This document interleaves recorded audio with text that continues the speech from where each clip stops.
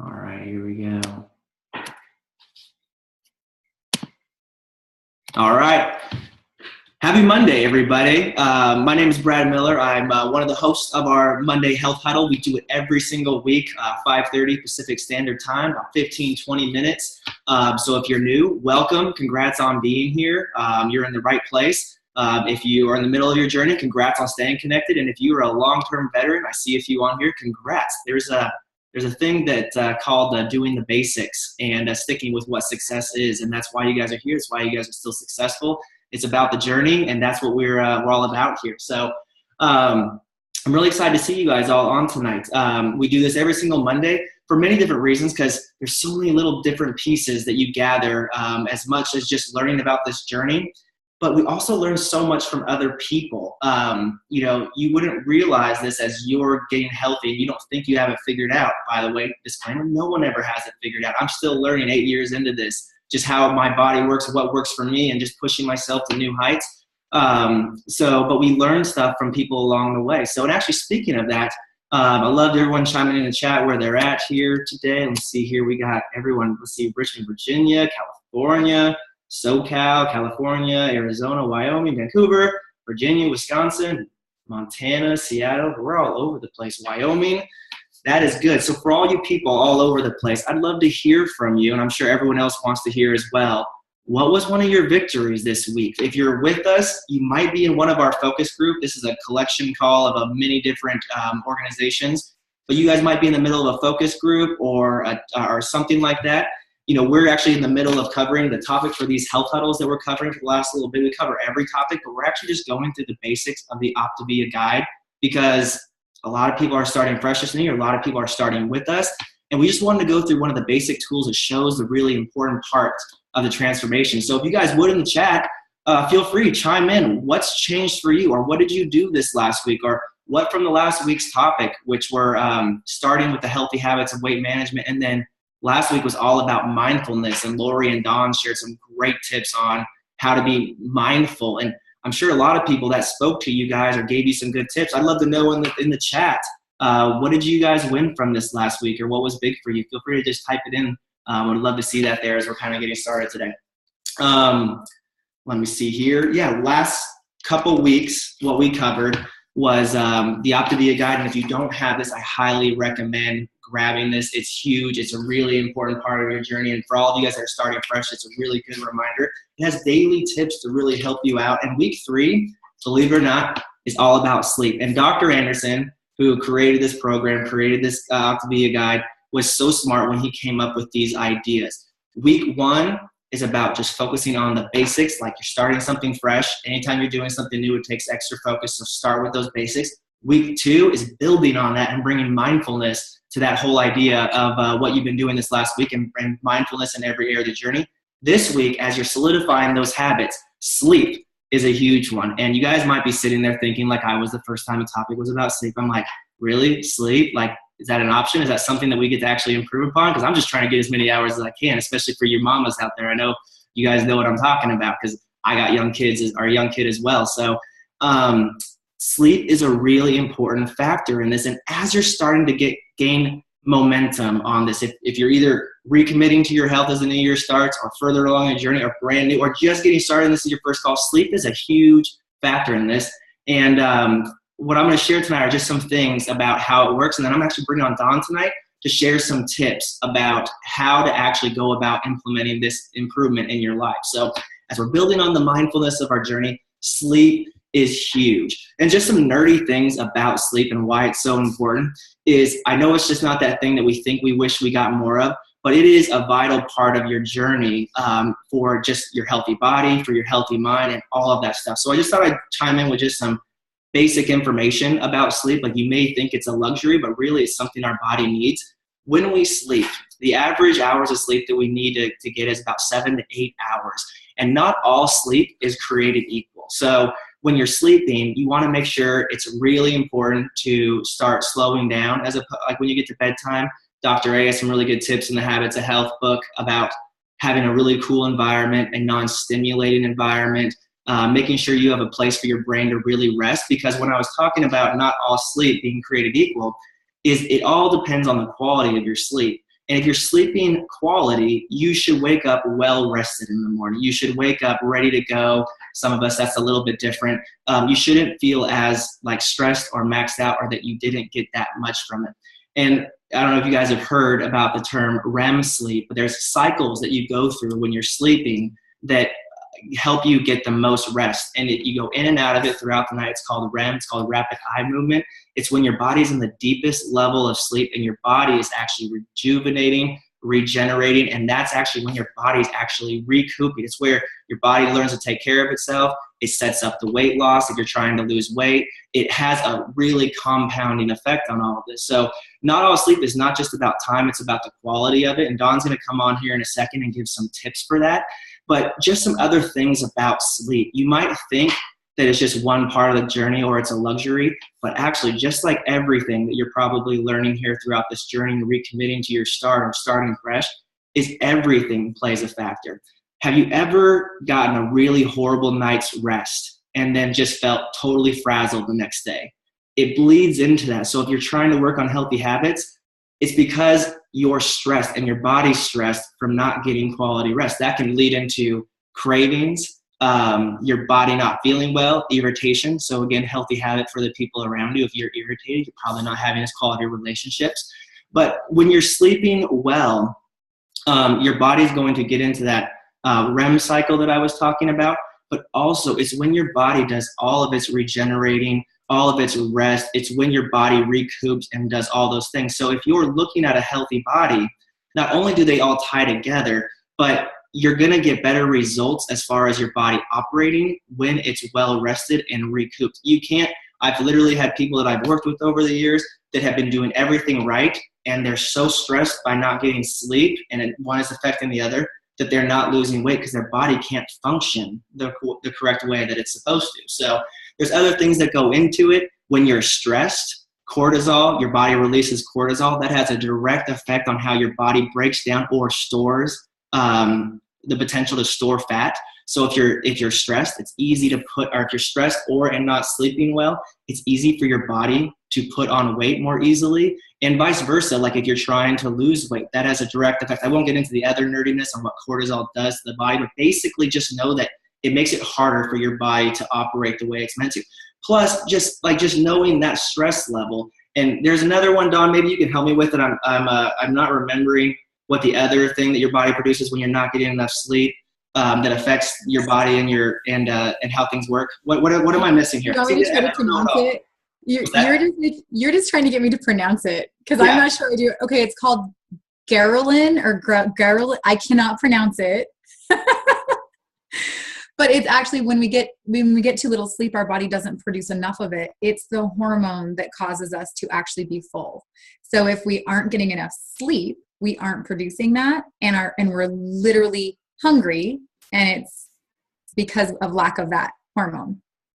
There you go. And you might be right. It might have been because I was afraid of pronouncing it, but I actually forgot exactly how it all worked. Again, we're all learning on the journey, so thanks for reminding me about that. But that's just some tips and just some thoughts. You may have thought sleep was just a luxury. You know, I was really taught, like in my life, in my previous profession, sleep when you're dead. Sleep's for people that have accomplished their goals, or that aren't getting the work done.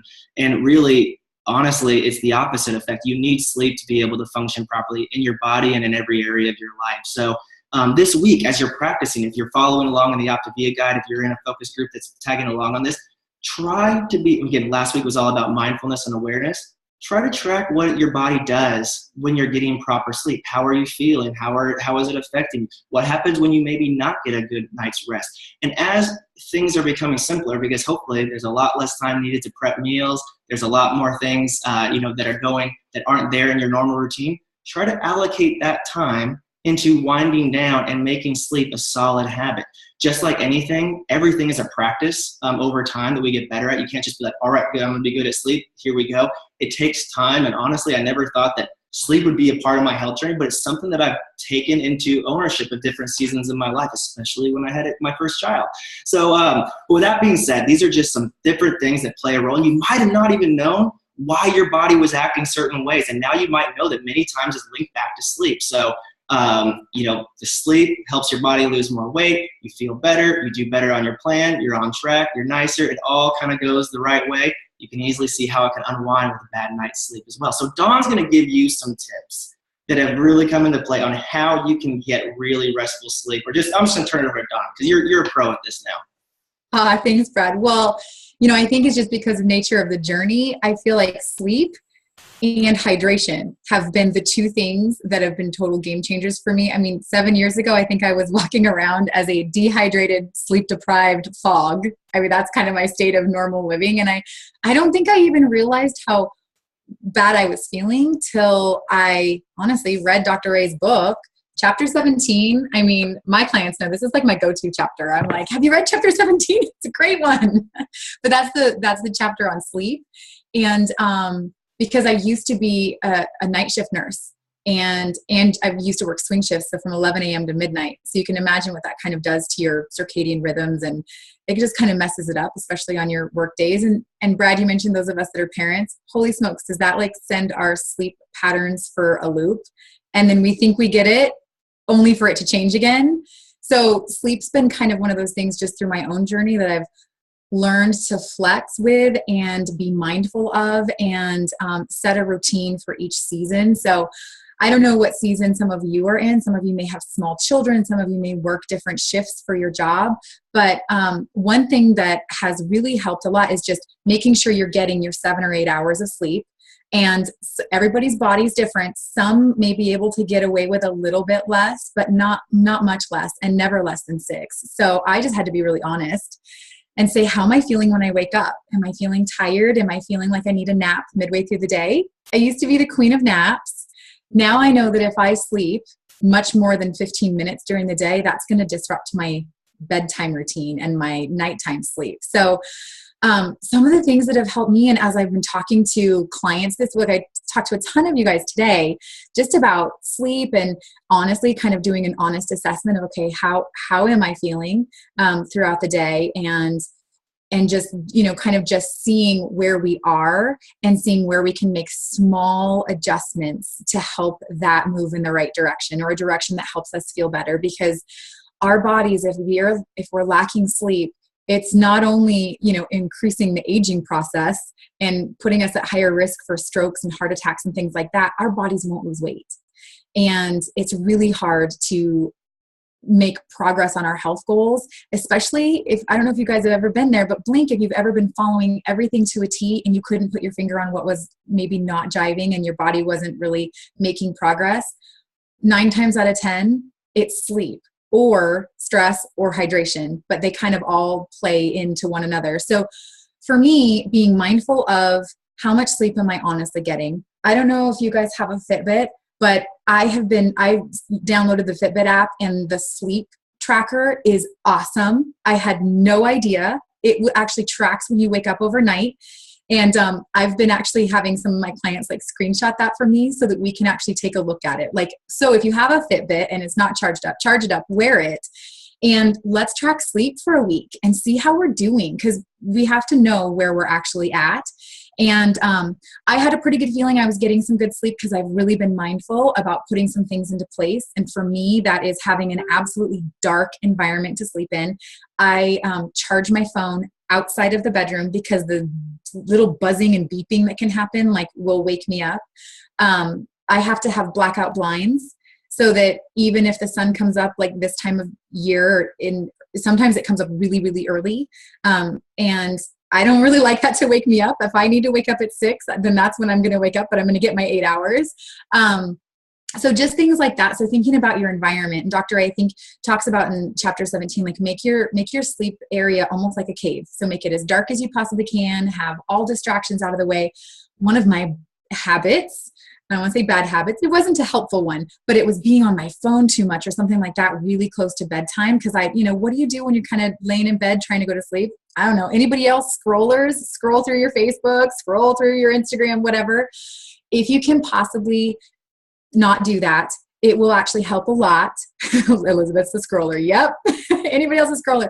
So what happens is, you know, that bright little screen, whether it's your computer or your phone or your tablet, it actually stops the production of melatonin, because we have a gland right here, right in our foreheads.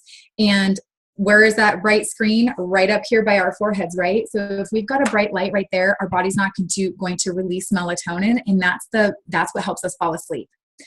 So that for me was a huge game changer, was just powering down my phone, because I tried to hold it really far away from my face so that it wouldn't cause the melatonin to not, that doesn't work very well.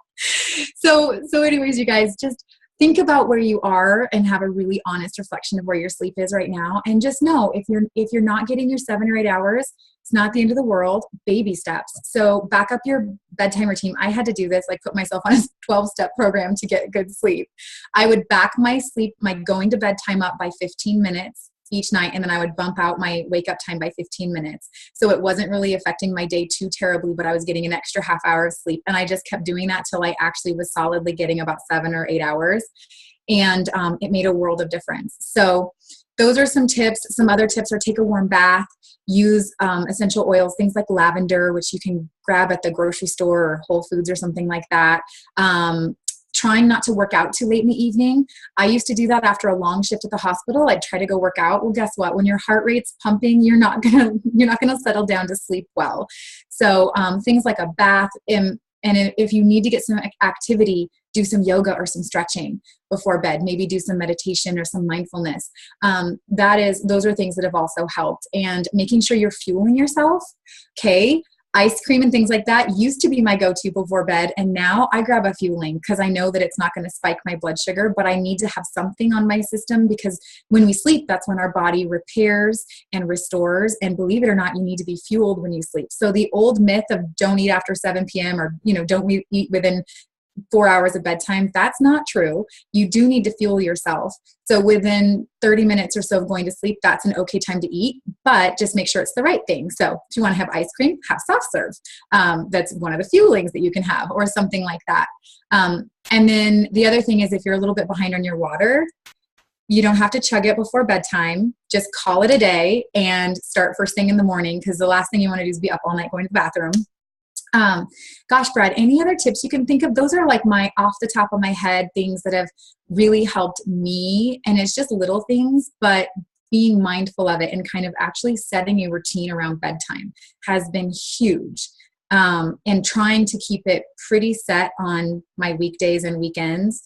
I go to bed between, 10 and 11, and I wake up, 7 in the morning. So I'm getting my 8 hours, and that's kind of been my routine for a while. And it helps to have a routine. So I hope some of those tips were helpful.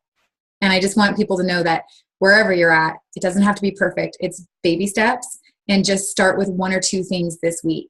And so maybe if you want to even comment in the chat, if something resonated with you, comment, what are the 1 or 2 things you're going to work on this week to be a little bit more mindful of your sleep? And if you don't know how good a sleep you're getting, track it. And that's always a good place to start. Oh, you're muted, Brad. Thanks. You always got my back.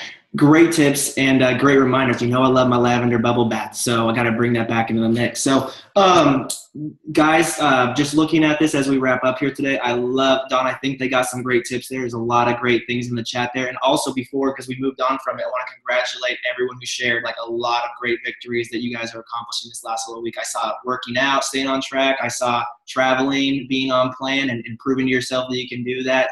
There's so many great things in there, so congrats on that week. And here's just another tip as we go in here. There's always something to celebrate. It's so easy. This is kind of why we do this call for many reasons. So easy to focus on what you didn't do well last week. Focus on what you did do well. Cement it and move forward and push yourself to that next level. So last tips, Dawn, you covered them so well. Great reminder. If you're using the Optavia guide, there's some room here down at the bottom for week number 3. Feel free to make notes on how you're sleeping. Like, how is it working out for you this week? Can you make track of your progress on there? And Dawn, I just love the tips because you really realize you connected. Everything is connected, and that's why we build one habit at a time. You connected on why. If you're on plan right now, you're probably noticing that your sleep's already improving because your nutrition's improving. Don, you went over that, like all the different things that probably stimulate people before bedtime. And now you can focus on sleep, which are going to help your better results over long term.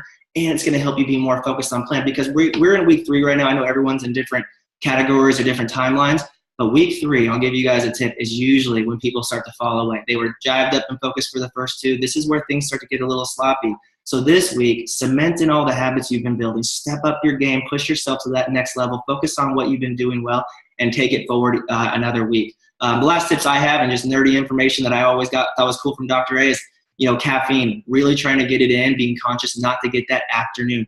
Caffeine has a half-life of over 12 hours. So even if you're drinking that at 4 p.m., that can, even though you're maybe not feeling the buzz, it is still stimulating your brain well into sleep, not allowing you good sleep. I love, and what really made a big deal for me is a really good calming environment in the bedroom. So you sleep, it's got to be dark. It's so key. Electronics are huge. That does stimulate your brain, making it hard to calm down. And the other thing, since we're speaking about habits, is start to set a routine that you can follow. So not only can you do all these things that'll help you have better sleep, but when you start getting into a routine, like say maybe turning your lights down, like as you start getting closer to bedtime, having a glass of tea as you go to bed instead of chugging a lot of water, your body starts to recognize that habit and will start to rest itself and get ready for a good night's sleep. So I hope you guys all enjoyed the tips. Congrats on everyone in the chat. We're starting off this year extremely well. Thanks for tuning in tonight, and hopefully we didn't put you to sleep with the topic of sleep. I think it's actually pretty cool. So try that out this week. I can't wait to hear what you guys noticed, saw, learned about yourself in week 3 and focusing on healthy sleep and cementing in those healthy habits. So have a great night, everybody, and step it up this week. Do something extra for yourself. Don't slouch. Push yourself even further. Talk to you guys later. Thanks, Brad. That was awesome. Thank you, guys. That was fantastic. Shireen, I know you like your sleep. I do. Yeah, you're a morning person, aren't you?